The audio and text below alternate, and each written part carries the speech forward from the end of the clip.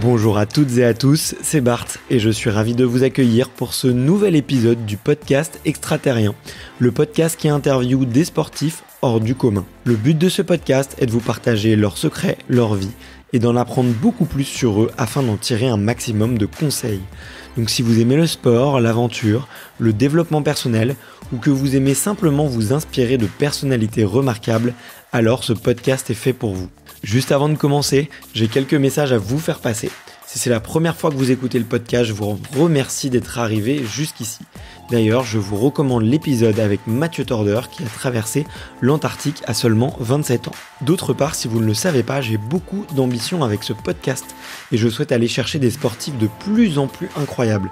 Et j'aimerais vraiment interviewer vos sportifs préférés. Sachez que l'un des meilleurs moyens de les convaincre de participer, c'est notamment de leur montrer que vous êtes nombreux à adorer le podcast sur les réseaux sociaux et sur les notes iTunes. Donc si ce n'est pas encore fait, allez mettre une note sur Apple Podcast ou iTunes, c'est vraiment ce qui m'aide le plus à inciter des sportifs connus à venir témoigner. Si vous écoutez plutôt sur Spotify, vous pouvez très facilement le partager en story sur Instagram, taguez-moi et je vous repartagerai. J'en profite donc pour vous rappeler le nom du compte Instagram, c'est extraterrien.podcast. Suivez-le et vous y retrouverez les coulisses du podcast. C'est aussi un excellent moyen de me faire vos retours et de me suggérer des invités. Enfin, j'ai aussi créé une newsletter que vous pouvez retrouver très facilement dans Google en tapant Extraterrien Newsletter. C'est le premier lien qui remonte. J'y partage des bons plans santé, matériel, préparation mentale, des livres, des documentaires qui m'ont beaucoup inspiré. Allez, je ne vous embête pas plus et je laisse place à mon invité du jour. Voilà, ça commence, on est en ligne avec Paul. Salut Paul, comment vas-tu ? Salut Bart, ça va bien, tu vois, je suis dans ma chambre, tranquille, peinard, posé. Un petit peu de repos, je crois que tu étais en semaine avec les enfants et que là t'attaques bientôt un nouveau projet, donc c'est le sas de décompression, c'est ça ? Ouais, c'est le sas de décompression, préparation, passer du mode papa au mode projet, voilà, perso, c'est toujours des moments délicats, voilà, Ouais. des moments Ok. où il faut remettre un peu son esprit en route. Ok. Bah écoute, j'aurais des petites questions d'ailleurs pour savoir un peu comment tu jongles entre les deux casquettes parce que c'est un problème que je découvre depuis quelques années et toi que tu connais sûrement un peu mieux que moi, donc j'aurais des questions peut-être un peu durant notre échange sur effectivement comment est-ce que tu passes de l'un à l'autre parce que c'est deux rôles différents et puis t'as une activité qui est très particulière parce que dans laquelle tu t'engages énormément. Et d'ailleurs, comment est-ce que tu te définis toi ? Moi, je vois guide, je vois alpiniste, je vois ouvreur de voie. Comment est-ce que toi, tu te définis aujourd'hui, sportivement parlant, ou professionnellement parlant ? J'arrive pas à me définir vraiment. J'essaye. Moi, j'aime bien le terme, même s'il est un peu désuet, le terme montagnard. Voilà, je me sens montagnard. J'aime la montagne et puis j'essaye de mélanger un peu toutes les disciplines et puis de faire en sorte de comment dire, de valoriser ce que moi j'ai aimé en montagne, c'est-à-dire la montagne des vaches, des alpages jusqu'au glacier, jusqu'au sommet. Et voilà, c'est toutes les palettes de la montagne avec le ski, le trail, l'escalade, l'alpinisme, voilà. Donc c'est ça. Ouais. Montagnard, ça me va bien, moi. Ok, et ben ça marche. Je mettrai ça, Paul Montagnard. Je me sens montagnard, c'est marrant. Mais écoute, j'aime bien ta définition, notamment dans le fait que tu t'inspires un peu de toutes les disciplines, parce que c'est vrai que moi j'ai regardé beaucoup de ton contenu, tu vois, ces derniers jours, et c'est vrai que ce qui est hyper intéressant, c'est la variété et la richesse de ce que tu produis, parce qu'on voit plein de choses. Et je trouve ce qui est aussi très intéressant, c'est le fait que tu sois transparent dans les images que tu publies de tes expéditions ou de tes projets. C'est que on voit l'engagement physique, on voit la difficulté et tu vois même les descentes sur des glaces complètement gelées où on te voit où c'est vraiment je vais pas te dire galérer, mais tu vois on sent que c'est hyper dangereux, quoi, que tu peux pas avancer ou que t'es bloqué, tu reviens en arrière et c'est pas forcément tu vois la montagne, on va dire sexy, la belle poudreuse, où on a presque l'impression que c'est trop facile, que c'est trop beau, avec du matériel dernier cri, tout coloré et tout.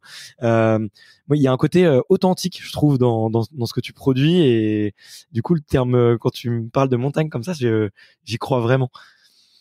Ouais, bah, ça rejoint en fait. Moi, ouais, c'est ce que je dis souvent. Moi, j'ai perdu pas mal de copains, pas mal. J'ai perdu mon frangin, etc. en montagne. Et une des premières leçons que j'ai apprises assez rapidement, c'est la sincérité avec laquelle tu vas en montagne. On n'est Ok. pas sur un stade, on n'est pas en train de faire du jogging, on n'est pas, non, on est dans un milieu qui est quand même où il y a des dangers. Mais après, c'est à toi de les prendre ou de pas les prendre, les dangers. Moi, je Mm. fais en sorte d'éviter de les prendre. Et pour éviter de les prendre, je me suis toujours dit que la meilleure des manières, c'était d'être sincère. Et à partir du moment où on commence à tricher, eh ben, on commence à prendre des risques qu'on ne maîtrise plus, quoi. Alors que la sincérité, bah, ça te permet toujours de te dire, bon, bah, putain, bah là, j'ai plus rien à faire là, donc je redescends, quoi. J'arrête les frais Mm. et puis je fais autre chose, quoi. Voilà, Mm. et effectivement, moi, c'est ce que j'essaye de partager parce que les belles images, c'est super, ça fait rêver. Et moi, c'est ce qui m'a aussi motivé quand j'étais gamin à aller en montagne, c'est les belles images, les images léchées, etc. Mais concrètement sur le terrain, c'est pas ce qui se passe. Ce qui se passe concrètement sur le terrain, c'est plus rustique, c'est plus voilà, c'est plus sincère, quoi. Eh ben, faut que j'aille à droite ou faut que j'aille à gauche, et et puis toujours un peu toujours avec cette idée de se dire la montagne que les gens pratiquent n'est pas la montagne qu'on voit à l'image.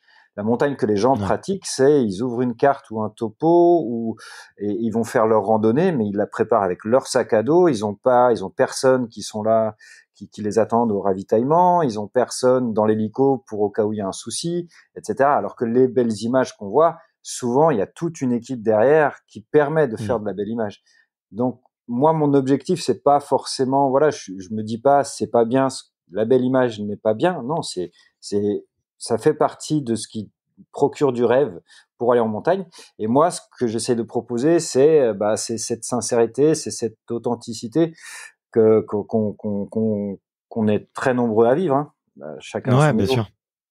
C'est vrai, mais j'aime beaucoup ce que tu dis. Je l'avais jamais vu de cette façon. Tu vois, le fait d'être sincère, notamment avec soi-même, et de pas se mentir ou tricher, bah, c'est très lié justement à la prise de risque et à l'engagement que tu mets en montagne. Je l'avais pas du tout vu comme ça. J'aime beaucoup comment tu le formules. Euh, c'est c'est quelque chose que t'as travaillé, parce que tu vois là, tel que tu me le dis, je me dis. J'ai l'impression que tu as médité sur cette question-là, ou moi j'ai tendance, tu vois, par exemple, à beaucoup me mentir à moi-même, tu vois, Ouais, volontairement, parce que si je m'écoute, des fois je me crois pas capable, ou ouais, je me sens pas à la hauteur, ou je me sens peut-être un petit peu un imposteur, et des fois du coup je m'écoute pas et je me mens à moi-même en me disant non mais attends, mais tu vas y arriver, t'es crédible, tout le monde peut le faire, c'est pas compliqué, et justement pour me forcer à prendre des risques. Mais toi, t'es dans un cas de figure où tu peux pas prendre de risques, quoi. Donc, ouais. Moi, on va dire qu'il y a deux choses en fait qui sont un peu fondamentales dans ma manière d'aborder le risque, qui m'ont construit. C'est la première des choses, c'est forcément le décès de mon frangin en montagne. Moi, j'étais pas montagnard encore à cette époque-là, même si je pratiquais un petit peu, mais je pratiquais en amateur. Et du coup, il y a eu ce décès. Et puis après, moi, voilà, je me suis dit, tiens, j'ai envie, 2 ou 3 ans après, pas tout de suite. Ça m'a pris du temps. Et puis, c'est pas moi qui l'ai vraiment décidé, c'est plutôt sur une idée de mon ex-femme. Je me suis dit que j'allais essayer d'être ok. guide de haute montagne. Et quand je me suis dit, je vais essayer d'être guide de haute montagne, j'avais le décès de mon frère en tête et je me disais, bah ouais, mais mes parents, comment ils vont l'accepter, quoi? Parce qu'ils ont déjà perdu Ouais. un fils en montagne. Est-ce qu'ils sont prêts à accepter le fait que leur autre fils, enfin, il y a j'ai un autre grand frère qui est batteur professionnel à New York et j'ai Ok. une grande sœur, mais est-ce qu'ils vont accepter qu'un de leurs fils aille en montagne Ouais. et se confronte au même risque? Et à partir du moment où moi je leur ai annoncé ça, je me suis tout de suite dit, mais j'ai interdiction de mourir en montagne. Interdiction. Moi, je m'interdis. Alors, Mm. peut-être que ça m'arrivera, hein, Ouais. mais dans tous les projets que je peux mener, dans tout quand je vais en montagne, même quand j'amène des clients, etc., moi, je peux me dire, quand j'ai des clients parfois enfin, ça m'arrive moins maintenant, mais quand j'étais jeune, qui me disaient, mais on a vraiment, moi, j'ai vraiment envie d'aller à ce sommet-là. moi je leur disais, mais moi non, on n'y va pas, il y a trop de risques, on redescend. Et j'ai perdu des clients comme ça. Mais c'est pas grave. Je me suis dit, mais moi voilà, moi il y a rien qui m'importe plus que de rentrer à la maison. Et c'est marrant parce que du coup, je monte des projets qui sont un peu, voilà, qui peuvent paraître extrêmes, etc. Mais je les monte de telle façon que à tout moment, je me dis, mais c'est pas grave si j'arrive pas à la fin de mon projet, je m'en fiche. Moi, ce qui compte, c'est que j'essaye de me faire plaisir, j'essaye de partager des choses, des expériences, des aventures, des histoires surtout en montagne. Mais le renoncement est une histoire aussi, le demi-tour est une histoire aussi. Donc, moi, je suis complètement libéré de toute pression, voilà. Et voilà, c'est aussi ce qui explique que ça explique aussi les images brutes, etc. Parce que Mmh. c'est pas les sponsors qui me demandent de faire des images ou qui me demandent de faire un projet. C'est moi qui ai envie de faire des projets et puis je m'aide avec des marques qui m'aident pas financièrement mais uniquement matériellement. Ils me donnent Mmh. juste du matériel pour que j'arrive à faire mes projets. Donc je suis pas, je suis, voilà, j'essaye de me libérer de toute pression pour aller en montagne tranquille quoi, en faisant que Ouais. plaisir et puis voilà avec quelques idées derrière la tête, mais voilà c'est tout. Et OK. la deuxième manière, tu vois, pour rebondir sur ce que tu disais, où toi tu te mets la pression, c'est toujours partir. Moi je pars toujours et puis dans ma vie quotidienne c'est un peu ça aussi, c'est en me disant bah on verra bien, je vais essayer Ouais. et puis le demi-tour est toujours possible. On peut toujours s'arrêter de faire quelque chose, on peut toujours décider de faire Mmh. autrement. C'est à partir du moment où on rentre dans des impasses et c'est les impasses qu'il faut repérer quoi. Ouais. Mais voilà, faut pas rentrer dans les impasses. Ouais. Beh, écoute, merci pour cette transparence, tu vois, tu vois, et de cette réflexion justement par rapport à la vie et la mort. C'est vrai que tu as une histoire particulière en plus avec, enfin, comme tu l'as dit, avec ton frère. Et, et tu vois, moi, sur ce podcast, j'ai eu d'autres aventuriers et c'est vrai que quand je leur parle de la prise de risque, du danger, de leur rapport à la mort, tu vois, certains vont très vite, tu vois, avoir tendance à te dire non, mais en fait, t'y penses pas. Tu vois, il faut t'écoutes ta peur parce que la peur c'est un sentiment naturel qui te donne beaucoup d'informations.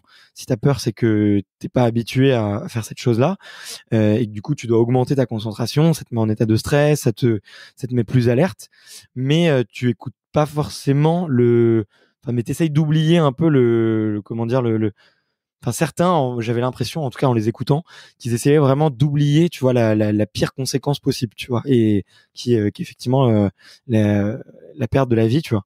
Donc, et toi, le fait que tu aies ce postulat d'entrée comme ça, je trouve que enfin, c'est touchant déjà, humainement parlant, tu vois, de se dire, d'avoir cette force et cette rigueur, de se dire, bah, c'est mon premier objectif et je m'y tiens.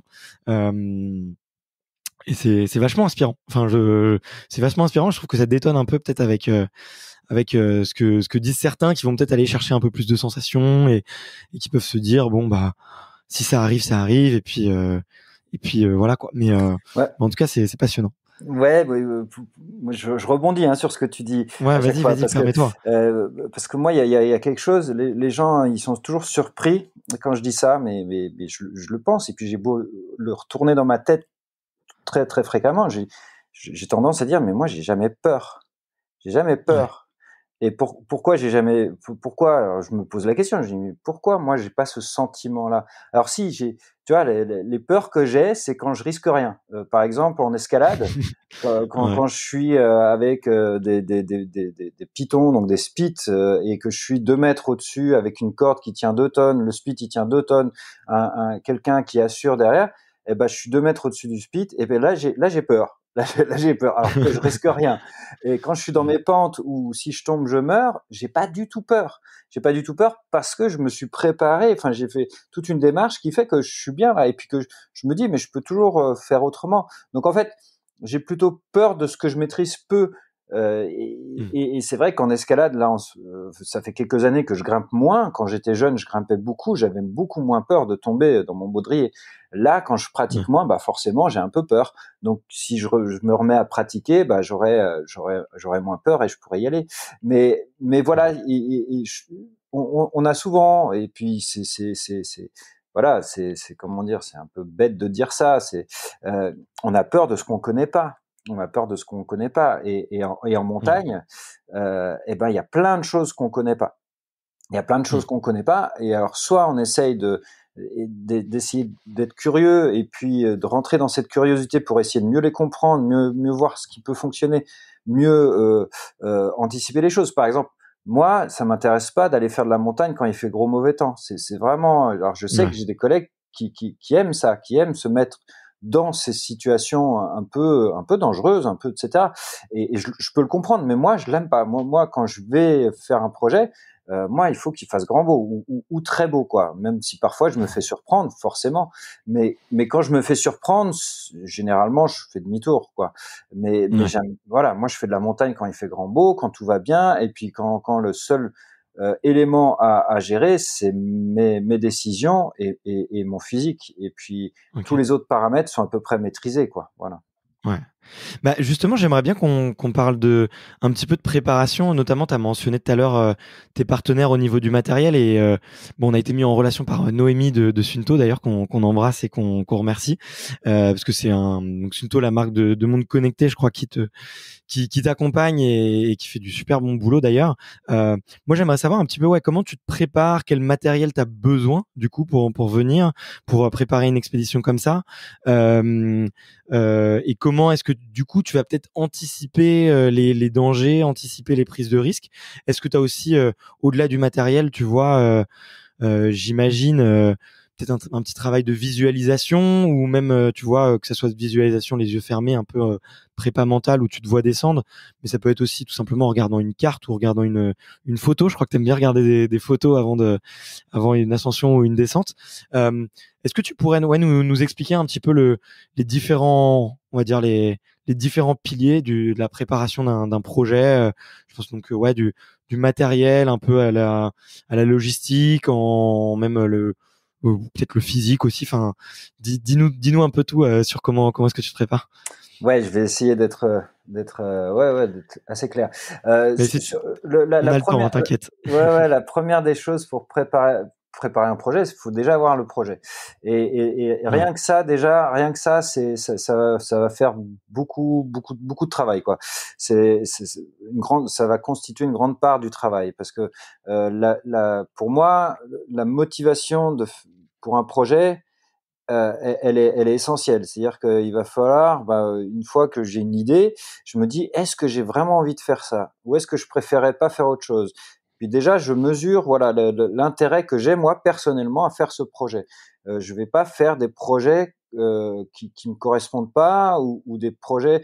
Parfois, ça m'arrive d'avoir des idées où je pars, où je me dis: «Ouais, non, mais au bout de quelques jours, je me dis: "C'est stupide, là tu cherches à faire un record et c'est pas toi, c'est pas ton truc, t'étais pas en compétition, donc allez, j'arrête et je pars sur autre chose." Alors peut-être que je remanie le projet pour que ça soit plus un record, mais que ça soit plutôt une histoire. Voilà, pour moi, c'est toujours déjà beaucoup sur le projet en lui-même. L'idée que j'ai au départ, il faut que ça ait du sens. Voilà, s'il n'y a pas de sens à ce que je fais, généralement, je suis pas motivé, j'arrive pas au bout, je vais pas au bout du projet, je l'accomplis pas. Donc déjà, il faut qu'il y ait un ok. sens au projet. Ensuite, au niveau de la préparation, à partir du moment où on a le projet, faut regarder un peu moi je regarde un peu la durée. Tu vois, là, je suis parti sur un projet de plus de 5 jours, enfin 5 jours au mieux et peut-être 6. Ça Ouais, va pas être la même préparation que quand je fais un projet, par exemple les 4 faces que j'ai essayé de faire à la verte, où c'est une journée. C'est en 24 heures. La préparation ouais, est pas du tout la même, ni physiquement, ni au niveau alimentaire, etc. Pour un truc d'une journée ou 24 heures ou 2 jours, donc assez court, là, il va falloir être prêt le jour J. Donc, mm, donc, il va falloir effectivement avoir un entraînement, etc. Et puis aussi une alimentation juste avant qui te permettent d'être prêt pendant 24 heures pour faire un truc assez rapide.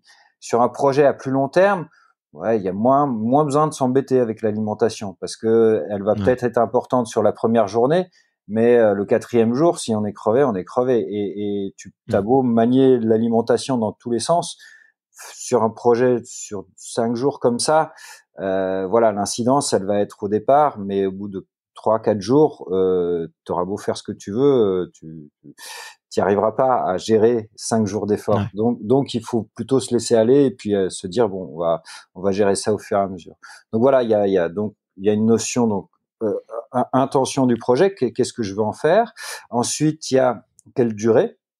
Et après, eh ben, moi, je mets souvent en place un protocole schématique d'entraînement. Hein. J'ai personne qui m'aide, moi. Hein. J'ai pas d'entraîneur, j'ai pas de kiné, j'ai pas d'ostéo, j'ai pas de préparateur physique, ni mental, ni quoi que ce soit.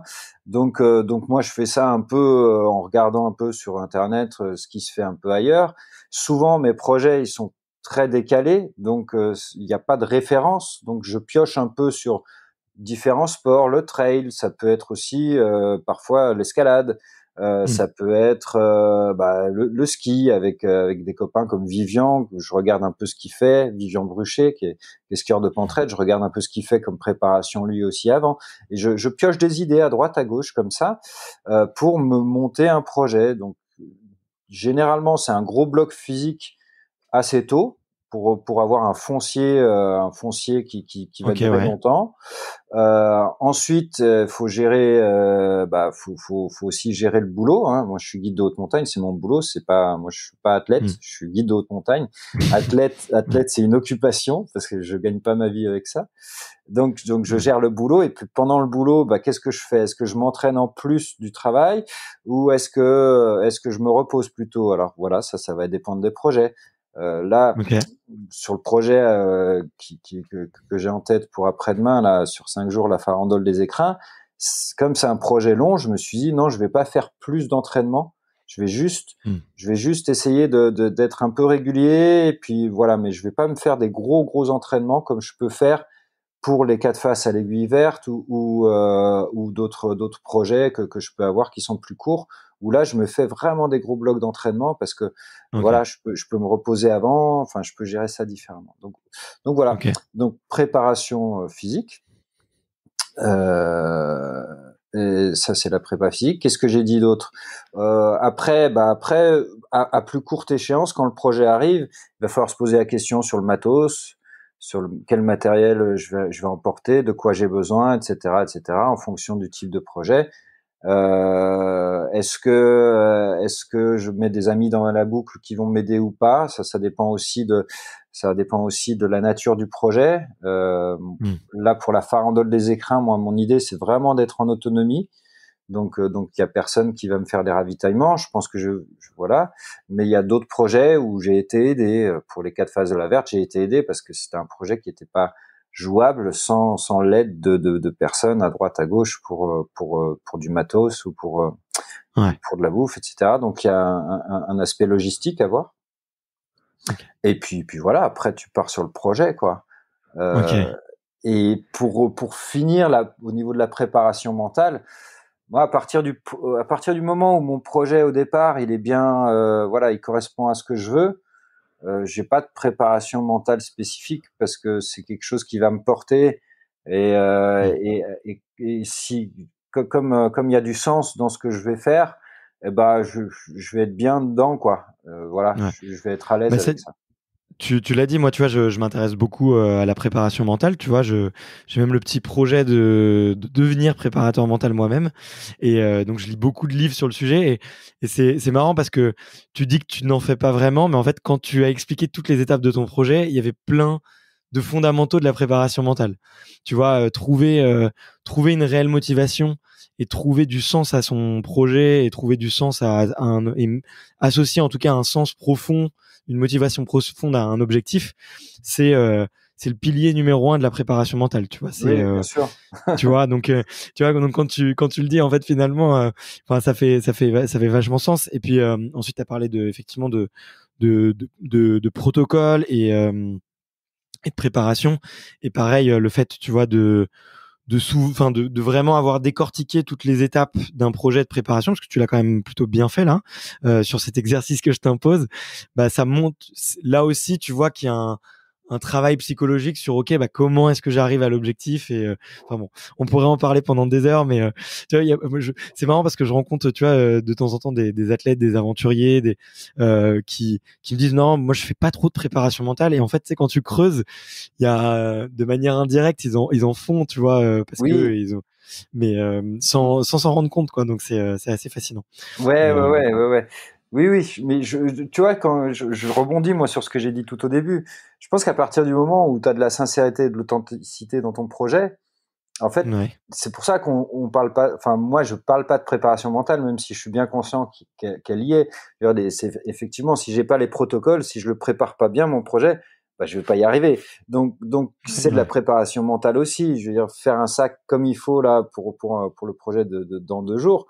Bah forcément, moi ah ouais, ok, je suis déjà dedans, je suis déjà en train d'anticiper des choses, donc je me prépare mentalement, je suis déjà en train de visionner dans ma tête, dans mon esprit, les passages, j'essaye d'anticiper les difficultés, etc. Donc, tu fais de la préparation mentale dans ton protocole, bien sûr.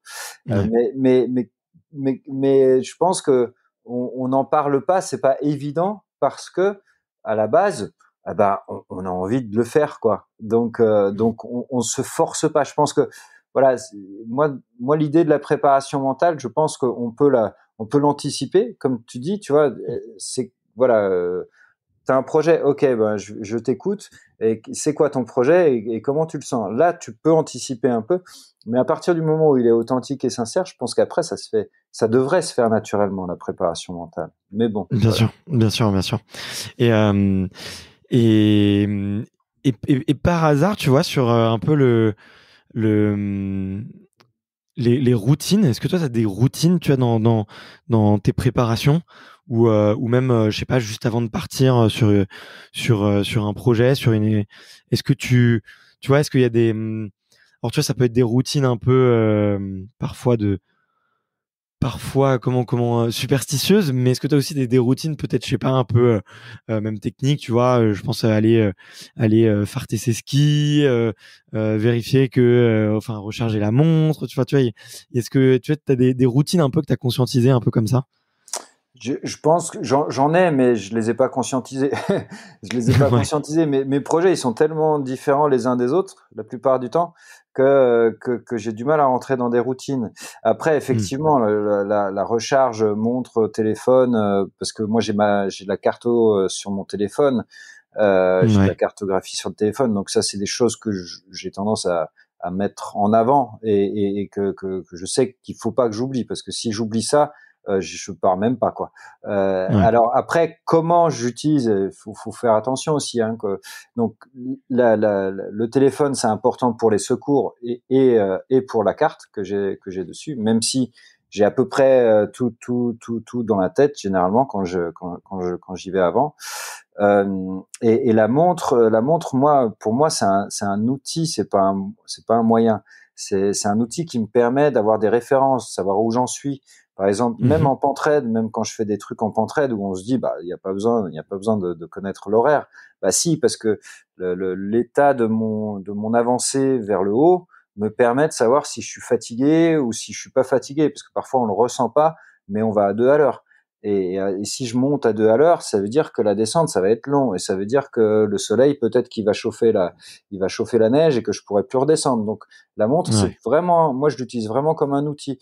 Là, sur un truc comme quand je pars 5 jours là, ça va me permettre de me caler sur un rythme pas trop rapide, pas trop lent, parce que si je suis trop rapide, je vais me flinguer dès le départ. Si je suis trop lent, eh ben je vais arriver trop tard dans les refuges le soir, donc je pourrai pas repartir le lendemain. Donc il va falloir que je m'adapte. Donc ma montre, moi, il faut qu'elle soit hyper fiable et Ouais. que ça reste un outil. Alors j'ai fait des temps, j'ai fait des entre guillemets records, mais à chaque fois que je suis parti non, que je suis rentré avec des temps un peu de référence, c'était jamais en partant avec l'idée de faire un temps de référence. Je suis toujours parti en me disant, bah là, j'ai envie d'aller vite sur ce truc-là, à ma Ouais. vitesse, mais ma vitesse rapide. Et puis après, quand je suis rentré, je me dis, ah bah là, ouais, le temps il est pas mal, bah je le partage. Parce que ça Ouais. donne des temps de référence. Mais c'est jamais un but en soi. Surtout en montagne, aller vite en montagne, pour moi, ça ne devrait pas être un but en soi. Mais bon, voilà. Et qu'est-ce que au niveau des routines, les autres routines, bah c'est étaler le sac par terre. Ça, il y a plein de gens qui le partagent avec tout Ouais. ce qu'on va mettre dans le sac. Bah ça, Ouais, ouais, ouais. c'est pas juste de la com, c'est vraiment quelque chose que moi je fais tout le temps en permanence Mhm. pour parce que je le mets comme ça par terre et puis je passe ma matinée autour et je bouge des choses, je rajoute des choses, j'enlève des choses, etc. Et j'essaye de m'imaginer un peu, est-ce que je vais avoir besoin de ça? Est-ce que je vais avoir besoin de ça? Quand est-ce que je vais avoir besoin de ça? Et ça me permet de vraiment optimiser mon sac et pas avoir trop de choses ou des choses inutiles et pas en avoir pas assez.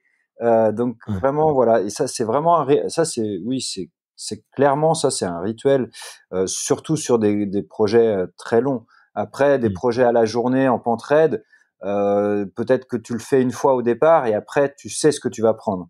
Ouais. Et puis voilà, et tu vas rajouter deux, trois bricoles, mais rien d'autre. Mais voilà, c'est à peu près les seuls rituels. Enfin, après non, après c'est de la préparation, c'est plus du rituel quoi. Passer des heures et des heures sur les cartes et les topos pour essayer de vraiment optimiser ce qu'on va faire, essayer de s'imaginer là où on va passer, etc. Ça, c'est pas un rituel, c'est une préparation, quoi. Mm. Ouais. Voilà. Mais... Mais je me demande là, tu vois, par exemple, sur le projet que tu es en train de faire sur la farandole des écrins que tu vas bientôt commencer. Euh, et est-ce que combien de temps, j'arrive pas à imaginer combien de temps tu vas passer sur les cartes, tu vois, sur un projet comme tu l'as dit, de 6 jours. Euh, Combien de temps tu as besoin, tu vois, de préparer. Bon là, tu vas le faire à pied, donc je me rends pas compte, mais combien de temps ça prend vraiment cette étude des cartes et c'est un peu ce calcul des itinéraires. Je serais très curieux de savoir comment. Déjà, où est-ce que tu peux te procurer tout ça? Et Euh, Ouais, mais ce qui est marrant, c'est que tu vois, en parlant de ça, tu me fais penser à un truc parce que c'est vrai que cette année, j'aurais passé énormément de temps sur les cartes parce que du coup, j'avais mon projet des 10 ouvertures en pentraide cet hiver. Hmm. Et puis là, j'enchaîne avec voilà ce projet d'essayer de relier tous les refuges du parc national des Écrins. Et les deux projets ont rien à voir. Il y en a un, c'est du ski et c'est de l'ouverture de voie, et l'autre, je vais être sur les sentiers la plupart du temps avec quelques passages hors sentier, mais voilà. Et en fait, je passe quasiment, enfin, c'est quasiment la même préparation cartographique, quoi, avec Ouais. des raisons différentes. Quand tu pars essayer d'ouvrir des nouvelles voies, bah, c'est de la recherche. Donc tu passes du temps sur les cartes pour rechercher, pour voir un peu quelles vont être les pentes intéressantes ou les pentes qui sont un peu sauvages où il y a personne qui a été, etc. Dans l'autre cas, bah, tu cherches plutôt à essayer de trouver la meilleure des manières possibles pour rejoindre un refuge par rapport à un autre, aller pas le plus vite, mais voilà, quel est le meilleur chemin, le plus logique et puis le plus, voilà, celui qui va dérouler le mieux et qui correspond au projet. Et pour répondre à ta question, combien de temps j'y passe, c'est très compliqué à calculer parce que c'est des allers-retours, c'est souvent des Ouais. allers-retours. Tu vois là, j'ai changé encore mon projet dans la nuit, pas cette nuit, mais la nuit d'avant, sur une insomnie là. Je me suis réveillé dans la nuit, et j'ai dit ah mais attends, mais j'ai pas pensé, mais je pourrais peut-être passer par là et par là, ça me ferait peut-être gagner, tu vois. Et je me suis réveillé dans la nuit quoi. Enfin, Hmm. je me suis réveillé pour d'autres raisons parce que j'avais du mal à dormir, mais Mais après, ça te mais hante. Ouais. voilà, et après je me suis dit tiens, je pourrais passer là, là, là. Et donc c'est quelque chose que tu as en permanence. Puis après Hmm. tu vas voir la carte et tu vas voir si tes idées sont bonnes. Ouais, c'est c'est beaucoup beaucoup beaucoup d'heures. Après ça doit se calculer en termes de journée, mais il faudrait que je mette Ouais. un chrono à chaque fois que je les regarde. Non, et puis en plus, j'imagine que tu vois, c'est un domaine dans lequel la perfection n'existe pas. Tu vois, entre guillemets, on ne regarde jamais assez ses cartes. Tu vois, c'est un peu Oui, comme si. ouais, ouais, ouais. Et puis on se plante aussi souvent, Ouais.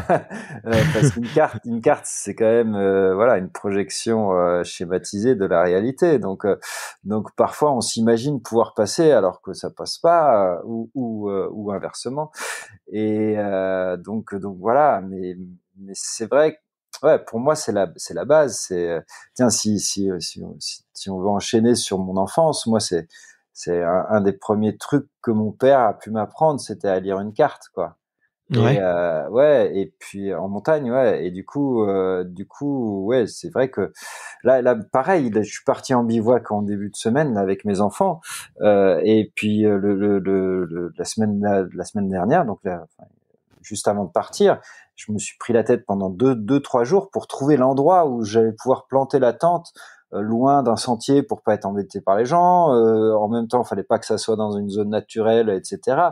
Et donc j'ai dû sortir la carte pour aller planter la tente dans un endroit qui était juste exceptionnel où on s'est régalé avec les enfants. Mais tu vois, ça, pour moi, c'est quelque chose qui est récurrent. Et la carte, c'est vraiment la base de la plupart de mes projets, c'est la carte. Ouais. Ok, ok. Et tu le transmets du coup, toi, à tes enfants, à apprendre à lire une carte et comment l'utiliser? Ou bah je le transmets quand ils sont en demande, quand ils veulent savoir. Je pense que mon grand, je pense qu'ils savent à peu près lire une carte. Ouais. C'est déjà Peut-être pas dans les exceptionnel hein, pour moi qui détails, suis né à mais Paris et tout. ouais. Autant je suis très très curieux dans l'âme, mais je suis toujours en train de fouiner dans les affaires de mes parents pour regarder, comprendre et tout ce qu'ils font. Mais mais autant, tu vois, j'ai pas appris à lire une carte de haute montagne comme ça, donc c'est quand même, tu te rends, toi, tu le dis d'un ton normal, mais c'est assez exceptionnel, je trouve. Ouais, et puis on n'a plus l'habitude. En plus, c'est quelque chose, voilà, c'est pas quelque chose de très interactif une carte. Hein, c'est vraiment une image plate, quoi. Et Ouais. moi, c'est vrai, quoi. C'est ma chérie, la Véro, qui me dit souvent, mais c'est incroyable. Paul, il regarde une carte et il part en voyage, quoi. Et il sait que là, ça va être beau, là, ça va être comme ça. Là, c'est vrai que, ouais, moi, on me donne une carte, j'arrive à m'imaginer beaucoup de choses déjà. J'arrive à savoir beaucoup de choses juste une carte. Ouais. Ouais. Et je trouve ça chouette. Je voudrais plus l'apprendre aux enfants, du coup. Ouais. Mais c'est une science, non? Enfin, je sais pas comment dire, mais c'est une forme d'intelligence, tu vois, c'est de l'intelligence géographique, tu vois, d'être capable comment dire, de se repérer dans l'espace par rapport à un bout de papier. Tu dois avoir un très bon sens de l'orientation, par exemple. Oui, oui, ouais, ouais, ouais, ouais. Mes parents m'ont toujours dit que j'avais un super sens de l'orientation, ouais. Ouais, Ouais, donc ça va avec, ça va avec. Mais écoute, ouais, je suis assez fasciné. Donc c'est cool. Bon, c'est vrai qu'on s'est bien mis là sur vraiment toute ta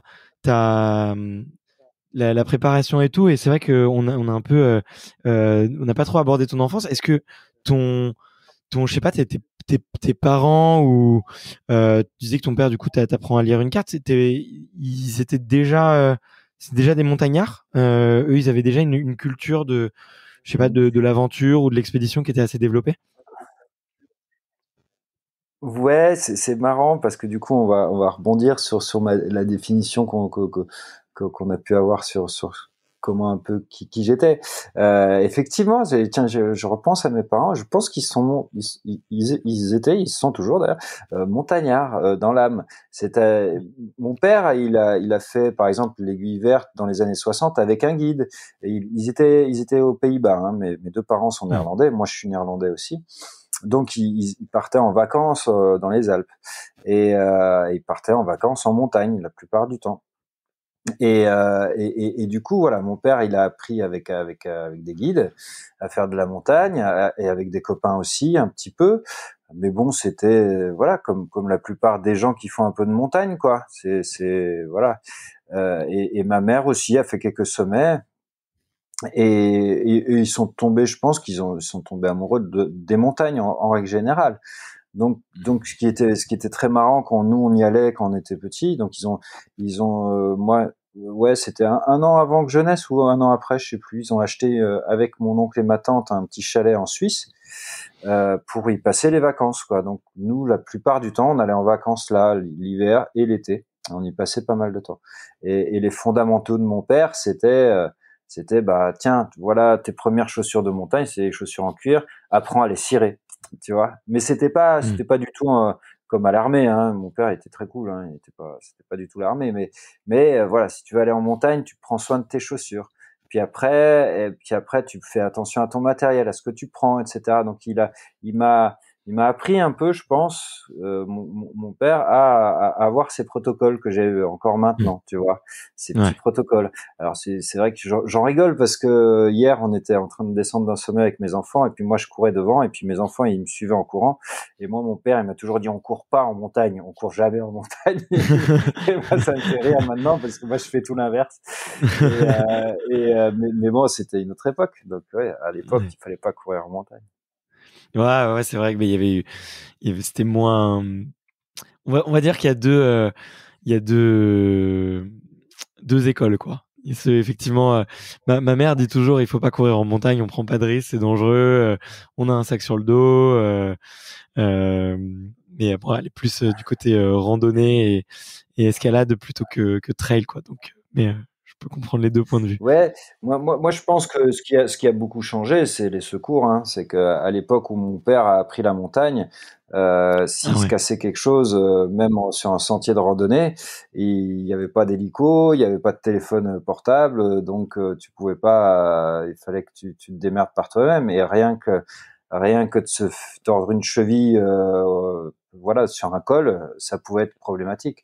Alors que maintenant, avec les secours qu'on a, effectivement, bah, on peut appeler et du coup se tordre une cheville ou se casser une jambe, ce qui n'est pas forcément très grave en montagne, eh ben on peut le gérer avec les secours. Alors qu'à l'époque, c'était plus compliqué, hein. Descendre un col avec une jambe cassée, je pense que tu mettais du temps, Ouais, c'est vrai, j'y avais pas du tout pensé effectivement à ce facteur-là et effectivement c'est pas anodin, ça fait complètement sens, ça fait complètement sens.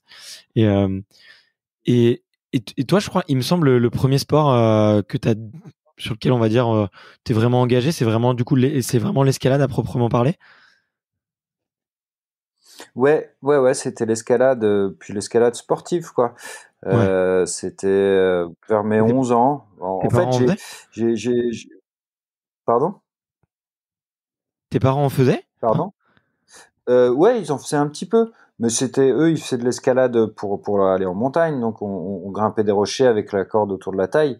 Et puis j'ai appris mes premiers rappels, ils étaient, bah moi je suis pas si jeune, hein, j'ai 46 ans, donc mes premiers rappels, ils étaient sans baudrier avec la corde autour de moi, hein, que hmm. je détestais d'ailleurs, mais bon voilà, c'est comme ça que j'avais appris l'escalade à l'époque, quoi.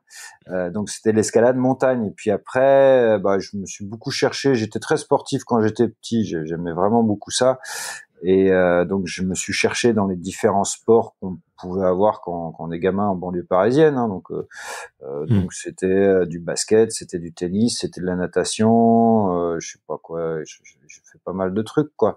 Et à chaque fois je butais sur cet aspect un peu compétitif, du coup, même si le basket ça m'a toujours plu parce qu'on est en équipe donc c'est différent. Mais les sports Hmm. individuels me rebutaient sur les aspects un peu compétitifs. Et l'escalade dans les années, donc moi j'ai attaqué fin des années 80 en club. C'était le club alpin français qui proposait de l'escalade dans la banlieue. Et c'était pour se préparer à aller en montagne après ou aller en falaise naturelle après. Et du coup, il n'y avait pas du tout encore cette notion de compétition parce qu'elle commençait à peine à sortir fin des années 80. C'est le début des compétitions d'escalade. Et du coup, moi, je suis tombé dans un club là où je me dis ah bah c'est cool quoi. Il n'y a pas de compète. Les gens ils sont là pour après aller dans la nature et puis grimper ensemble. Et ça m'a assez vite plu. Même si petit à petit, ben j'en suis arrivé à faire de la compétition d'escalade moi-même, à essayer parce que Hmm. forcément le club a évolué avec l'évolution du sport. Ouais. Et donc voilà, jusqu'à mes 17 ans, j'ai fait un peu de compétition d'escalade, quoi. Voilà. Ok. Et c'est comme ça que voilà. Donc j'avais ce truc-là, mais j'en ai pas fait grand-chose derrière. Enfin, pendant pas mal d'années, hein, parce que j'ai arrêté vers mes 17-18 ans, l'escalade en compète. Et puis après, j'ai repris quand j'ai voulu être guide, c'est vers mes 23 ans. Donc j'ai mis ça en jachère pendant 5-6 ans, ouais. Ok, d'accord. Ok, Mm. ok, ok. Mais c'est ok, c'est hyper passionnant et en plus, enfin, ce que je trouve marrant parce que tu faisais la réflexion en disant que tu étais plutôt jeune et que tu mentionnais ton âge, mais tu vois, je trouve ce qui est vraiment très beau avec ta discipline ou en tout cas peut-être même avec on va dire l'aventure de manière générale, c'est que l'âge devient, et même tous les sports sans réelle compétition. Alors, j'ai rencontré un prof durant ma formation de coach, tu vois, qui me disait, un sport sans compétition n'est pas un sport. Il me disait, un sport, c'est des règles, c'est des arbitres et un gagnant à la fin. Pour lui, c'est ça un sport. Ça qu'il me disait. Moi, j'étais pas tout à fait d'accord, mais on va dire, si tu prends la définition du dictionnaire, effectivement, on peut lui donner raison. Mais en tout cas, ce que je trouve très beau dans ces sports, dans ces disciplines, c'est que l'âge devient vraiment un atout, tu vois. Parce que tu gagnes en expérience, tu gagnes en découverte. Toi, tu l'as dit, on en parlait au début, et je fais un peu une passerelle avec le début de l'épisode où tu disais que tu allais piocher différents corps différentes expertises, différentes pratiques pour réaliser tes projets. Et tout ça, tu peux pas le faire étant plus jeune, quoi. Je sais pas, du coup, à quel âge, moi, la question un peu que je j'attends de ça, c'est à quel âge, justement, tu arrives dans cette aisance sur chacune des disciplines à pouvoir te dire, ah bah tiens, je pourrais jongler entre, faire des expéditions qui vont couvrir plusieurs expertises. Est-ce que ça se fait naturellement, ou est-ce que, je sais pas si ma question est claire, mais euh, Ouais, si, la question est claire. Bah, et ça s'est fait en plusieurs fois.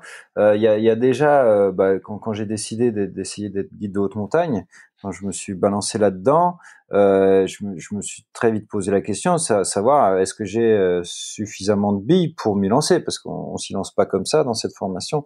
Et en fait, en regardant, j'ai eu de la chance, c'est que j'ai fait de l'escalade quand j'étais gamin, donc dans la banlieue parisienne. Après, j'ai fait quand même 2 ans de formation pour essayer d'être moniteur de ski. Donc ça m'a donné une base en ski qui était assez conséquente aussi, qui me permettait tu vois, d'avoir des notions de ski. Donc ça, c'est les deux comment dire, piliers pour se lancer vers le guide, quoi. Et après, il y avait encore à acquérir toute l'expérience montagne que j'avais un peu avec mon père, etc. Même si ça restait de la petite montagne, hmm, de la randonnée glaciaire, des trucs comme ça. Mais j'avais déjà quand même, j'avais quand même quelques notions et que j'ai dû renforcer, et ça m'a permis d'être guide. Donc déjà, rien que là, tu évolues dans plusieurs disciplines. Et donc ça, c'était mon premier truc. Après, je suis devenu guide. J'ai bossé pendant plus de 10 ans comme ça en étant guide. Et puis vers mes 40 ans, là mais à chaque fois, c'est marrant parce que c'est le fruit du hasard la plupart du temps, tout ça. Enfin, il y a beaucoup de choses qui sont le fruit du hasard. Enfin, du hasard. Je sais pas si c'est le hasard ou si c'est moi, j'appellerais ça différemment. C'est un peu quelque chose qui pourrait ressembler à se mettre à disposition, sa mise à disposition de la vie. C'est pas du ok. hasard. C'est-à-dire que à un moment donné, tu lâches les freins et ça te permet d'aller vers des univers que tu n'as pas forcément anticipé. Voilà. Hmm. Et tu vois, le guide, c'était un peu ça. C'est mon ex-femme qui a eu cette idée sur un coup de tête parce que ça se passait mal entre nous. Elle se dit, mais vas-y, pourquoi tu fais pas guide? En gros, c'était un peu ça. Et j'ai dit, bah ouais. Et puis voilà. Donc c'est du hasard, mais moi, je l'ai pas refusé, quoi. Tu vois, je me suis Ouais. pas dit, ah non, c'est pas possible. Non, bah, allez, il y a ça qui se présente à moi. Est-ce que je peux le faire? Je mets un peu les choses voilà, j'y réfléchis un peu. Je me dis, bah ouais, je peux peut-être essayer. Donc j'y vais. Donc c'est une faculté de se mettre à disposition de la vie. Et pourquoi j'aime, pourquoi j'appelle ça comme ça? Parce que le hasard, ça me plaît pas, parce que le hasard, c'est un coup Hmm. de dé, quoi. Et c'est pas un coup de dé, parce que ça Bien vient sûr. pas comme ça, faut le créer, ce coup de dé. Faut le Ouais. générer. Et, euh, et donc pour en revenir à nos moutons, par exemple pour le trail, pour la course à pied, je courais beaucoup quand j'étais jeune sur les différents sports que j'ai pu pratiquer. Puis j'ai arrêté.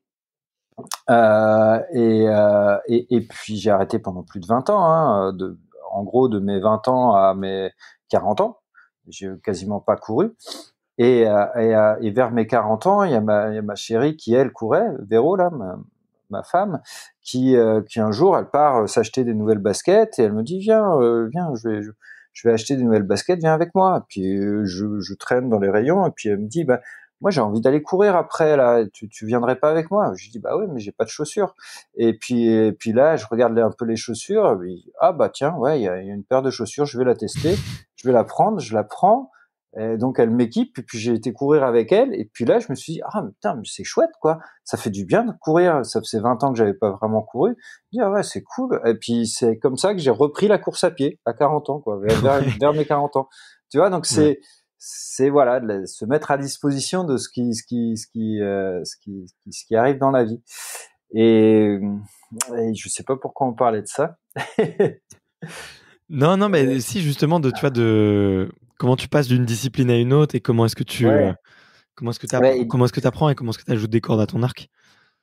voilà, ouais. Et du coup, du coup, c'est en même temps, je pense que effectivement, qu'on est plus jeune, on va vouloir performer. Enfin, moi, en tout cas, quand j'étais jeune, je voulais quand même performer, pas forcément en compétition par rapport aux autres, mais je voulais, tu vois, tu t'es toujours dans cette notion-là, donc tu vas te spécialiser plutôt dans un truc. Et c'est vrai que petit à petit, avec l'âge, ça te permet peut-être d'être un peu moins performant. Moi, je vais jamais prétendre gagner l'UTMB ou faire un record sur 1 kilomètre vertical ou des choses comme ça. À 46 ans, ça serait complètement débile. Mais par contre, là où je peux faire peut-être quelque chose, et puis surtout partager, bah, se dire, bah regardez la montagne, elle est plurielle quoi. Vous pouvez faire plein de choses avec. Hmm. Elle est malléable, et c'est ça qui est passionnant. En plus, on peut le faire ça pas très loin. On n'est pas obligé d'aller faire des Bien sûr. expéditions à droite à gauche, etc. Et c'est ça qui est chouette avec la montagne. Et pour finir la boucle sur ce que tu disais sur la notion de sport, moi c'est toujours un truc qui m'a ouais effectivement dérangé avec la montagne. Moi j'ai toujours dit non, pour moi la montagne c'est pas un sport, c'est euh, c'est pas non plus une philosophie parce que c'est pas purement mental, mais c'est moi ça se rapproche plus du domaine artistique que du domaine sportif quoi. Ouais. Et quand tu regardes un danseur, on va pas dire de lui que c'est un sportif, et pourtant il fait énormément de sport pour pouvoir faire son mouvement. Ouais. Et ben pour moi en montagne c'est un peu la même chose avec en plus l'environnement naturel à gérer autour de soi. Donc voilà, donc il faut faire du sport pour aller en montagne et pour s'y sentir bien, ça c'est sûr. Mais le sport voilà, c'est quelque chose que tu fais avant pour y aller. Et c'est pas pour moi tu vas pas en montagne pour faire du sport, tu vas en montagne pour vivre voilà des histoires et des aventures. Ouais. Et puis voilà. Mais je fais un petit pont avec ce qu'on se disait tout à l'heure, parce que là, tu as parlé effectivement il faut faire beaucoup de sport pour se préparer et pour pouvoir anticiper, enfin, et pouvoir encore plus s'amuser et créer. Et créer. Et tu disais tout à l'heure que tu faisais des gros blocs de foncier, qu'il y avait parfois des moments où tu faisais beaucoup de préparation physique. Euh, de manière un peu plus concrète, là, enfin, je fais juste une petite digression. C'est comment est-ce que tu te prépares physiquement? Ça va être beaucoup de course à pied. Est-ce que tu vas faire du renforcement musculaire, beaucoup de gainage? Qu'est-ce qu'il y a un petit peu dans ta préparation physique?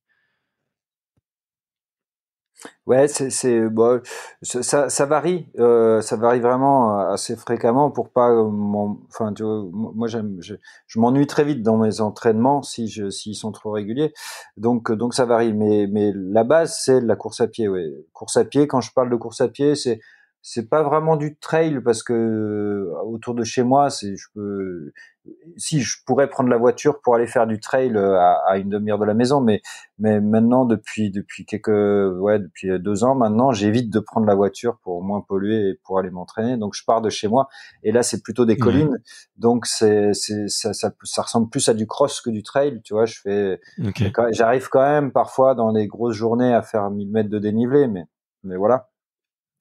C'est C'est vraiment déjà pas vallonné. mal. Ouais, C'est ouais, déjà pas mal quand même. c'est mieux qu'en banlieue parisienne. Ouais. C'est sûr que on a un terrain de jeu un peu plus facile. Donc ouais, beaucoup de courses à pied. Après, je fais un peu de gainage. Ouais, surtout là maintenant, plus ça va, plus je commence à faire du gainage parce que bah je vieillis et que tout mon corps là il commence à bouger un peu dans tous les sens et que il faut si je veux continuer à faire des conneries longtemps, il faut que je gaine un peu plus. Donc gainage, je fais un peu de traction pour les doigts, etc. pour tout ce qui est escalade quand j'ai des projets d'escalade.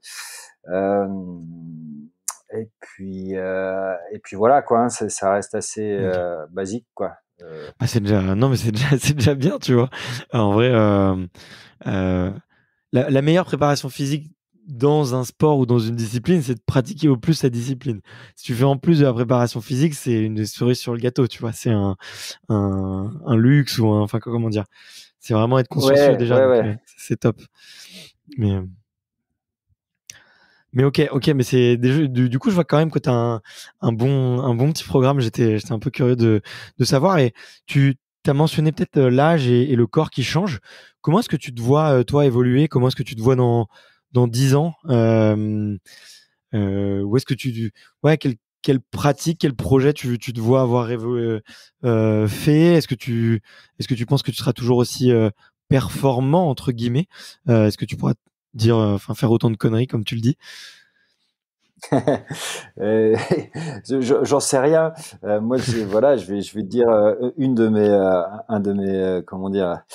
mes phrases type, mais on verra bien. Moi, comme je te dis, je me laisse un peu aller vers, tiens, qu'est-ce qui peut me motiver, qu'est-ce qui peut encore, euh, comment est-ce que je peux continuer à raconter des histoires, et puis surtout la manière de voir la montagne que moi j'aime bien. Comment est-ce que je peux encore raconter ça avec mon corps? Quand j'y arriverai plus avec mon corps, bah j'ai déjà écrit un bouquin, peut-être que je reprendrai encore la plume pour écrire d'autres bouquins. Peut-être, tu vois, j'ai peut-être une idée de proposer peut-être pourquoi pas créer un genre de centre de formation, même si ce serait pas un centre de formation, mais voilà, faire de la formation avec des jeunes qui pourraient être intéressés par ce type de projet, quoi, de faire de la montagne comme moi je peux la partager. Pourquoi pas, tu vois, j'ai plein d'idées, et puis on parle souvent aussi avec ma chérie de pourquoi pas tenir un refuge un jour, voilà. Donc je sais pas du tout. Je pense que je verrai bien. Ce qui est sûr, c'est qu'il y a des projets que je pourrais plus faire dans 10 ans que je fais maintenant. Tu vois, la farandole des écrins, dans 10 ans, enfin, si j'ai encore l'idée de la faire en 5 jours, je pense qu'il va falloir que je prenne des anabolisants, et ça, c'est pas mon truc, quoi. C'est pas mon truc du tout. Donc non, peut-être que j'aurai encore des projets, mais ce seront pas les mêmes, ça c'est sûr. Ouais. Ce sera peut-être des projets plus techniques, peut-être moins physiques, plus techniques. Si je continue à être motivé, ouais, on verra. Et il y a peut-être d'autres disciplines ou d'autres, tu vois, dans la montagne, comme tu le disais, on peut y faire tellement de choses. Est-ce qu'il y a encore des choses qui te sont inconnues et que tu as envie de découvrir? Ah, bah, moi j'aimerais bien revenir à la base, c'est refaire un peu des projets plus typés escalade. Ouais. Et puis en plus, ce qui est pas mal, c'est que l'escalade, ça vieillit bien avec le temps. Je veux dire, on peut grimper dans des niveaux raisonnablement intéressants jusqu'à assez tard, donc ça c'est chouette. C'est contrairement au trail où même bon, on peut courir jusqu'à 50 ans, 60 ans sans problème, hein, mais peut-être moins longtemps, ou enfin Autant voilà, de volume, ouais. c'est peut-être plus compliqué au niveau du volume. Donc voilà, je verrai. C'est peut-être un petit truc, mais ça fait 10 ans que je dis à tout le monde, je vais me remettre à l'escalade, et j'arrive jamais à prendre le temps de me remettre à l'escalade. Donc voilà, on verra bien si j'y arrive. Voilà. Bon, j'en doute pas que. Puis peut-être, tu vois, en le proposant, là, il y a peut-être un auditeur qui va nous entendre et qui va se dire, ah bah tiens, je vais aller proposer un petit projet à Paul, et qui sait, hein, on sait jamais.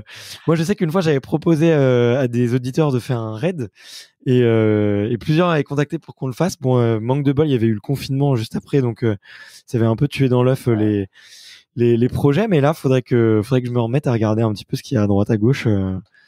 pourquoi pas, il y a peut-être des petits trucs à faire. Donc voilà, on peut faire un appel un appel pour les personnes qui Un nous écoutent. projet. Ouais, très très très chouette. J'arrive un petit peu à mes questions de la fin que je pose un petit peu à tout le monde et une question que j'aime beaucoup m'inspirer des ressources, tu vois, des invités que je peux avoir et savoir, tu vois, est-ce qu'il y a des livres, des films, je sais pas, des podcasts, des documentaires qui t'ont inspiré. D'ailleurs, moi j'ai commandé ton livre, j'attends de le recevoir, donc j'espère que je pourrai le déguster en temps et en temps et en heure. Mais ouais, quelles sont tes sources d'inspiration? Euh, Alors moi, elles sont, c'est multiple. C'est vraiment très très très. Ça va très loin. Mes Mmh. sources d'inspiration. Maintenant, je vais essayer de t'en donner quand même quelques-unes parce que ça sert à rien de dire ça. Sinon, non, moi, je sais qu'à la base, ce qui m'inspire, c'est étrangement, c'est pas du tout enfin, c'est peu des montagnards qui m'inspirent, c'est plus des artistes extérieurs. Ok. Et du coup, moi, je sais que j'ai été assez marqué par Morrison, Jim Morrison, quand j'étais jeune ado, quoi. C'est quelqu'un. J'étais dans ma phase Jim Morrison, Richard Bohringer, on va dire des écrivains, chanteurs, un peu qui vont essayer de chercher des choses. Voilà, ça j'aime bien. Et du coup, pour te donner un exemple de bouquin qui m'a vraiment beaucoup marqué, que j'ai relu au moins 2 fois, c'est L'usage du monde de Nicolas Bouvier. Ok. Donc c'est vraiment un écrivain poète suisse qui décrit sa traversée entre Genève et je sais plus l'Asie centrale en 2 chevaux mais il écrit d'une telle façon que voilà, c'est magnifique à lire, quoi. Donc l'usage du monde, ça m'a vraiment marqué. Euh, et voilà, donc ouais, mon inspiration pour la montagne vient beaucoup de musique. Là, en ce moment, je suis sur José González. Voilà, Ok. c'est quelqu'un qui me fait Le partir dans guitariste les là, le projets. guitariste et Ouais, chanteur, c'est ça? ouais, Ah, ouais, ouais. j'adore ce qu'il fait, c'est Ouais, incroyable. il me fait vraiment pas planer, au contraire, il me fait aller vers tiens, qu'est-ce que j'ai envie de ressentir avec sa musique, et puis je tombe systématiquement sur des images de montagne, des trucs qui voilà, et voilà, donc voilà, ça vient plutôt des artistes. Après, j'ai des figures de montagne qui m'ont marqué, hein. Voilà, je parle souvent de Patrick Béraud. Euh, Ouais. et même de Patrick Edlinger. Enfin, c'était surtout pour moi, c'est ceux qui m'inspirent en montagne, ce sont des gens qui justement essayent de briser un peu les codes de la performance pour aller chercher plus du côté de l'esthétisme et de la manière, quoi. Et ça me plaît toujours. Alors, il y en a Mm. pas tant que ça. Il y en a pas tant que ça, des montagnards. Bah, il y a Rebuffa aussi qui était un peu dans ce sens-là. Mais il m'a moins inspiré que quelqu'un comme Patrick Béraud, qui lui faisait de la danse escalade, qui s'était positionné contre la compétition d'escalade à l'époque où la compétition d'escalade était Mm. naissante, etc. Et puis j'ai eu la chance de partager quelques moments avec lui pendant ma formation de guide.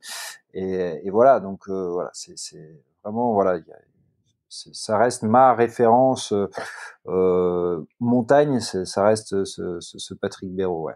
Ouais. Après, j'ai mon copain Didier Angelot qui était pote avec Patrick Béraud aussi, qui m'inspire beaucoup et avec lequel Ouais. je grimpe, avec lequel j'ai monté des projets et puis avec lequel on discute et voilà, voilà, on va dire Didier en ce moment c'est mon pilier, mon pote, voilà, c'est Ok. celui avec lequel voilà, on est bien en phase.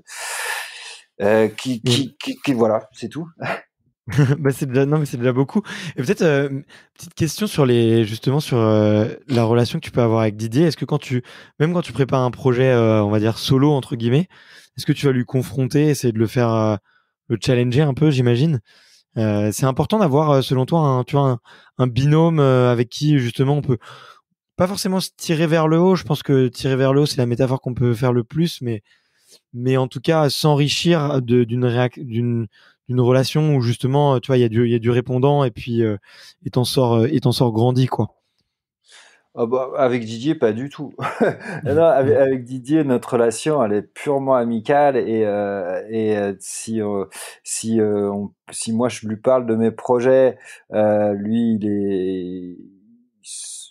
enfin voilà, il rigole à mes conneries, hein. C'est pour ça que j'appelle ça des conneries d'ailleurs. C'est parce qu'il me dit, mais t'es con. Et puis Ok. voilà, il y a pas de rivalité. Ou bien il me dit c'est génial parce que ça lui fait monter les étoiles dans les yeux. Voilà, Ok. voilà. Après, pour d'autres projets, tu vois, comme ce que j'ai fait cet hiver avec Vivian ou avec Xavier, les deux avec qui je suis parti cet hiver, on est tout le temps dans du partage, on n'est jamais voilà. Moi, je sais que à chaque fois que j'ai appelé Vivian pour lui faire part d'une idée cet hiver, euh, il- je pense que il n'y a pas une seule fois où il m'a pas dit dément, j'y suis jamais allé. Et tu vois, c'était ça son truc, quoi. Ah, dément, ouais, ouais, je Ok. viens, j'y suis jamais allé, je connais pas. Et du coup, ça, c'est chouette quand t'as quelqu'un qui te répond comme ça, quoi. C'est pas, moi, je crois pas, si, je sais qu'il y a de la rivalité en montagne, entre des personnes qui font des projets et d'autres, etc. Je suis pas naïf. Mais en tout cas, moi, je me sens complètement pas concerné par ça, quoi. Moi, je suis pas du tout là-dedans. Hmm. D'ailleurs, je serais là-dedans, je serais pas en train de préparer un truc de 5 jours où c'est la plupart du temps de la balade sur sentier dans les écrins, quoi. Je perdrais pas mon temps à faire ça, je serais plutôt en train d'essayer de faire la face nord des Grandes Jorasses en le moins de temps possible, quoi. Et c'est Ouais. voilà, voilà, moi je préfère aller faire le tour des copains en refuge plutôt que d'essayer de faire un meilleur temps sur la face nord des Grandes Jorasses. Ça c'est posé, c'est clair. Ok, je vois bien le contexte. Euh, l'avant-dernière question que je pose, c'est de savoir qu'est-ce qu'il aurait eu besoin de savoir le Paul de 20 ans. Si tu pouvais lui glisser un petit mot à la version de toi-même, enfin à ta version beaucoup plus jeune, on va dire 25 ans en arrière. Qu'est-ce que le Paul de l'époque il aurait eu besoin de savoir?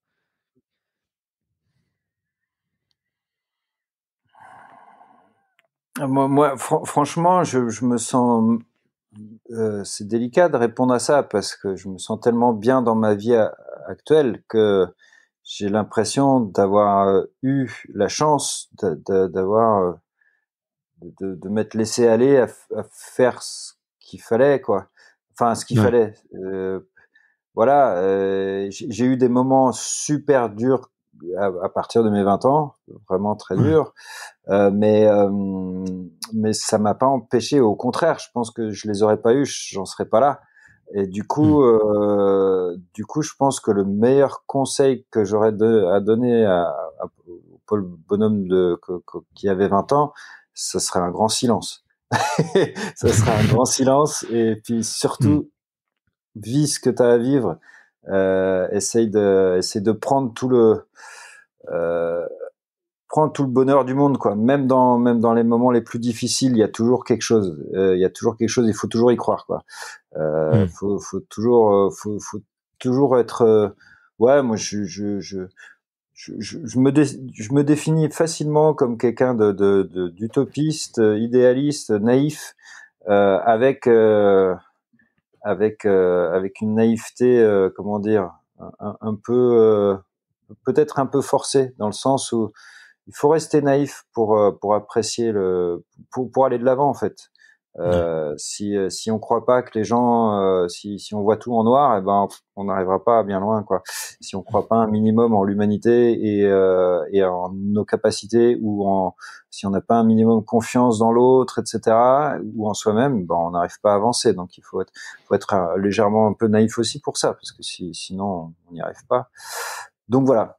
Et puis il y a un conseil que j'ai vu dans tes questions. Tu m'as pas encore posé la question, mais il y a un conseil qui me reste et qui est vraiment le leitmotiv de ma vie depuis tout jeune. Et c'est un conseil de ma maman. Ouais. Si elle écoute le podcast, elle sera toute fière. Mais restez simple, reste simple. Et c'est marrant parce qu'il y a des musiques qui qui vont. Je me souviens d'une musique que mon frangin écoutait, c'était Lynyrd Skynyrd, Be a Simple Man, et c'est un super morceau de Lynyrd Skynyrd, et voilà, rester simple, rester soi-même, rester simple, ça permet vraiment d'aller loin, quoi. Ça permet vraiment d'aller loin. Ça veut pas dire qu'il faut pas se prendre la tête, hein. Rester simple, c'est beaucoup de prise de tête pour savoir rester simple. Au contraire, faut beaucoup se prendre la tête pour essayer de rester simple.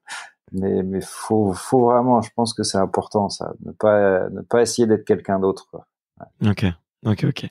Bah écoute, merci pour ces conseils et ces sources d'inspiration.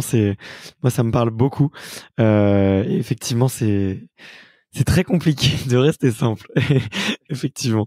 Et c'est déjà difficile de trouver sa propre définition de la simplicité, tu vois. Et je pense que la simplicité, c'est à la fois un mot universel, tu vois, qu'on comprend tous, et en même temps on le vit tous peut-être très différemment, tu vois. Donc mais effectivement rester simple, ça sera écoute, j'en sors grandi de ce petit conseil de la journée, tu vois. Reste simple, parce que je pouvais avoir en plus moi-même en ce moment tendance à me prendre un peu trop la tête. Mais écoute, super. Pour terminer les échanges, je pose toujours la dernière question, de savoir quel est la prochaine le prochain aventurier, la prochaine aventurière, le prochain sportif que tu me recommandes d'aller questionner. Ça peut être quelqu'un que tu connais, quelqu'un que tu ne connais pas, quelqu'un qui t'a inspiré récemment, ou quelqu'un dont tu aimerais bien découvrir l'histoire, ou au contraire quelqu'un dont tu connais l'histoire et tu aimerais bien mettre un petit peu cette personne en lumière. Alors je te dis pas forcément de citer qu'une personne, mais tu peux citer plein de noms s'il y en a qui te viennent, et pour pas faire de jaloux. Non, moi, je vais rendre à César ce qui appartient, enfin pas à César d'ailleurs, mais je sais qu'il y a des gens qui arrivent sur mes réseaux sociaux, et je suis surpris de les voir là, et que j'apprécie par ailleurs. Je les connais peu, très peu, mais là je sais qu'il y a Johan Stuck, donc c'est un trailer, Johan Stuck qui me suit, qui m'envoie des petits cœurs. Il y a Arnaud Petit, ça fait longtemps qu'on échange parfois de temps en temps quelques messages aussi. Et Ok. voilà, il y a Martin Kern, il y a voilà des gens qu'on connaît moins, et voilà, voilà, je suis, voilà, c'est marrant les réseaux sociaux. Je trouve qu'il y a pas mal de, non, mais Très chouette. ouais, parce que voilà, on parle souvent de ce qui va pas avec les réseaux sociaux, mais c'est quand même un formidable outil de partage, quoi. Si on le prend vraiment comme un outil de partage, et pas que comment dire, d'un outil de propagande, Mm. et ben c'est super les réseaux sociaux. Faut juste partager, il faut pas forcément essayer d'avoir tort ou raison. Il faut juste essayer de partager un peu sa vision du monde, et puis essayer de partager ce qu'on peut vivre, quoi. Ça c'est chouette, Ouais. Et voilà. Bah Ouais, écoute, très très sympa, merci pour les recommandations. J'ai déjà interviewé Johan, qui est d'ailleurs super sympa, et je sais qu'il écoute de temps en temps le podcast, donc s'il nous écoute, on l'embrasse très fort, et effectivement, non, moi je le vois, tu vois, tu parles des réseaux sociaux, euh, on en parle souvent sur le podcast parce que c'est un outil de travail, tu vois, pour les athlètes, et les aventuriers, qui est non négligeable, tu vois, aujourd'hui, qui a permis de faire plein de choses, et aujourd'hui qui permet à plein de personnes de pouvoir vivre un peu plus de leur passion, ou en tout cas de mettre en lumière leur passion et de pouvoir la partager aux autres de manière très simple.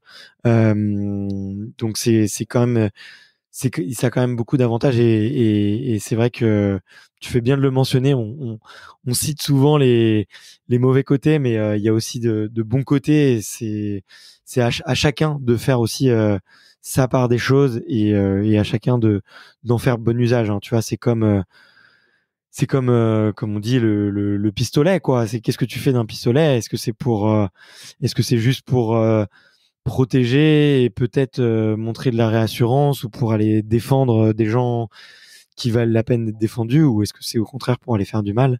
Tu vois, toujours. Bon, peut-être que la métaphore avec le pistolet n'est pas bonne, mais voilà, tout ça pour dire, on fait. je pense bien que compris ce que tu voulais dire. Voilà, tout ça pour dire que non, je voulais juste que dire ça, c'est qu'un outil et ça dépend surtout de ce qu'on fait avec, quoi. C'est ça qui est important. Merci infiniment, Paul. Franchement, je me suis régalé de cet échange.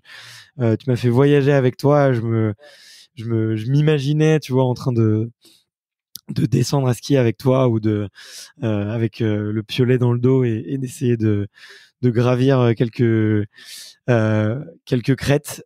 C'était vraiment super chouette. Merci beaucoup pour ton temps et d'avoir partagé autant de choses. C'était vraiment super cool. Merci à toi, Bart. Merci. Salut, à bientôt. Salut. Merci d'avoir écouté cet épisode jusqu'au bout. Si vous êtes encore là, c'est sûrement que l'épisode vous a plu. Donc n'hésitez pas à le faire savoir autour de vous et à vous abonner pour ne louper aucun épisode. J'ai mis tous les liens dans la description, donc n'hésitez pas à y jeter un coup d'œil. Et sinon, moi je vous dis à la semaine prochaine pour une prochaine interview. Ciao!